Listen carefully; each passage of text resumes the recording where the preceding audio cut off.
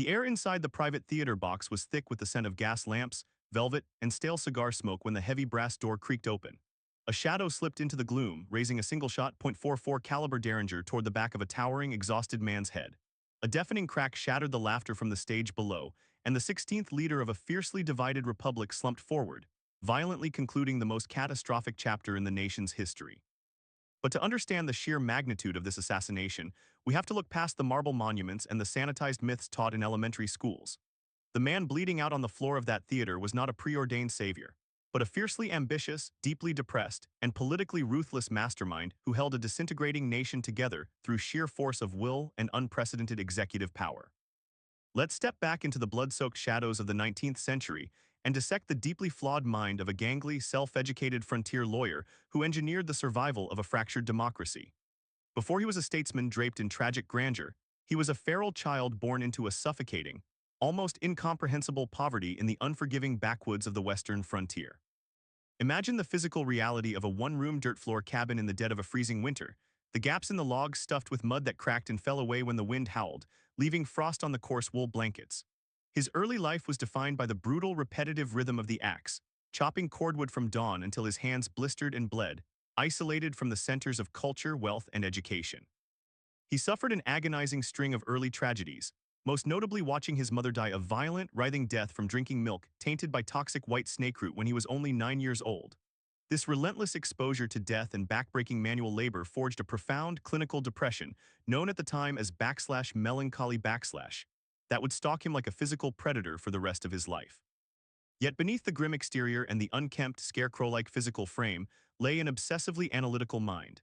He possessed a terrifyingly sharp memory, walking miles through freezing rain just to borrow a single book on law, grammar, or Euclidean geometry, devouring the text by the dim, flickering light of a hearth fire until the words were permanently burned into his consciousness. He reinvented himself, escaping the mud of the frontier to become a fiercely logical attorney in the dusty, rapidly expanding prairie towns. He spent months on horseback riding the legal circuit, sleeping in crowded taverns, and building a reputation not through polished rhetoric, but through a devastatingly folksy, razor-sharp logic that could dismantle any opponent's argument like a mechanic taking apart a broken engine. He was not yet a myth. He was a highly calculated political operator, deeply ambitious, learning exactly how to read the darkest and most vulnerable parts of human nature in the chaotic courtrooms of the wild frontier. His ascension to supreme power did not happen in a vacuum, but against the backdrop of an impending apocalypse. The Republic was violently tearing itself apart over the brutal, institutionalized system of human bondage, an economic engine built on blood and chains that enriched a powerful, rebellious Southern aristocracy. The tall attorney threw himself into the center of this existential crisis, engaging in a series of grueling, highly publicized debates against a polished, wealthy rival orator. These debates were physical endurance tests, lasting hours in the sweltering summer heat, while stenographers furiously transcribed the arguments for national newspapers. He did not argue with moral hysteria. He used cold, geometric logic to prove that a house divided against itself could not stand, speaking with a high-pitched, piercing voice that cut through the roaring, hostile crowds. This sheer intellectual dominance catapulted him to an unexpected electoral victory, making him the 16th executive leader just as the southern states violently severed ties and bombarded a federal fortress, triggering an utterly devastating civil war. Let's step into the nerve center of this unimaginable conflict. The executive mansion was essentially a war room, smelling heavily of cigar smoke, stale coffee, and the nervous sweat of ambitious politicians. The tall leader practically lived in the nearby government telegraph office, a chaotic room vibrating with the endless click-clack of incoming Morse code over brass keys. He was the first wartime leader to use electronic telecommunications to instantly project power over thousands of miles, mastering the cipher codes and firing off aggressive, heavily detailed telegrams at 3 in the morning. He relentlessly micromanaged troop movements, demanding aggressive counterattacks and ruthlessly firing polished, overly cautious generals who refused to spill blood. If you love uncovering the forgotten empires and deeply flawed minds of our past, make sure to subscribe. We unearth stories like this every week. Returning to the battlefield, the scale of the mechanized slaughter was entirely unprecedented, with single-day casualties surpassing the populations of entire cities. The sulfurous smoke hung over shattered cornfields like a heavy shroud, while the stench of gangrene filled miles of makeshift hospital tents. Yet, amid this staggering slaughter, the tall statesman calculated his masterstroke. He realized that to permanently break the back of the Southern Rebellion, he had to destroy its exact economic foundation. He drafted a deeply controversial executive decree declaring millions of enslaved human beings instantly free, but he held it locked in his desk drawer, waiting with terrifying patience for a major military victory so it would not look like a desperate, flailing gasp of a losing regime. When the bloodiest single day of combat in the nation's history gave him the narrowest of tactical victories, he unleashed the decree, fundamentally transforming the war from a mere political dispute over physical territory into an apocalyptic moral crusade for human liberation. But behind the mythic halo of the great emancipator lay a hidden reality of absolute, almost dictatorial authority. The history books rarely dwell on the extreme, legally ambiguous measures he weaponized to keep the republic intact. Facing massive espionage networks, violent anti-draft riots in major northern cities, and internal sabotage, he unilaterally suspended the fundamental legal right of habeas corpus. Under his direct, unapologetic orders, military authorities arrested thousands of journalists, newspaper publishers, and political enemies, throwing them into freezing stone military fortresses without formal charges, warrants, or the right to a trial by jury.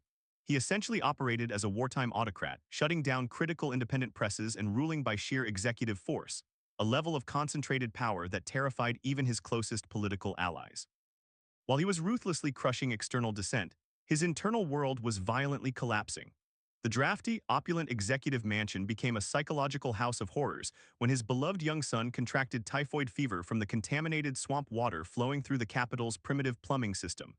The boy died agonizingly over several days, plunging the leader into a catastrophic psychological abyss. He spent hours weeping in the dark, engaging with spiritualists and participating in seances in desperate attempts to contact the dead child, coming dangerously close to a total mental collapse while simultaneously commanding armies of over 1 million men. Yet, out of this profound darkness, his political ruthlessness only sharpened into a lethal instrument. When the time came to pass the permanent constitutional amendment officially outlawing human bondage once and for all, he did not rely solely on soaring moral speeches from the executive podium. He operated in the shadowy, smoke-filled backrooms of the Capitol, employing aggressive political operatives to buy votes, offer lucrative government customs jobs, twist arms, and outright bribe lame-duck politicians. He wielded the vast patronage power of the federal government like a blunt instrument, perfectly willing to use deeply corrupt, swampy political mechanics to achieve a permanently pure moral victory. As the relentless, grinding war of attrition finally ground the Southern rebellion into ash and starvation, the towering statesman stood on the steps of the Capitol to deliver his second inaugural address. It was not a speech of triumphant gloating or victory, but a haunting, dark, and deeply theological reflection on the shared guilt of an entire nation that had allowed human bondage to exist. He suggested the rivers of blood spilled on the battlefields were the divine exacted price for centuries of the unrequited lash. Just days after the final surrender of the brilliant, gray-clad rebel general, the nightmare finally seemed to be over. The tension broke, the Capitol celebrated with fireworks and drinking, and the leader sought a rare moment of entertainment in a local theater. But the fanatical actor waiting in the shadows of the velvet-draped booth ensured the towering leader would not live to manage the impossibly complex aftermath of Reconstruction. The assassin's bullet did more than shatter a skull. It instantly vaporized the complicated, highly unpopular, deeply criticized politician, replacing him with an unassailable, immortal martyr.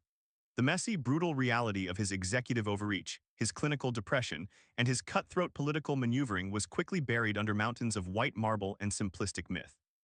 His true legacy is not just the preservation of the great democratic experiment or the monumental, earth-shattering abolition of slavery. It is the permanent centralization of absolute federal power, fundamentally altering the genetic code of the republic forever. He took a loose, arguing coalition of semi-independent states and forged them through blood, iron, and a copper telegraph wire into a single, unstoppable global superpower. We often look at the colossal stone statues of our past leaders and assume they were gods walking among men, immune to the terror, self-doubt, and despair that paralyzes the rest of us. But the 16th leader proves that the most profound, world-altering changes are not engineered by flawless marble saints, but by broken, bleeding individuals who drag themselves through the absolute depths of human suffering and moral ambiguity.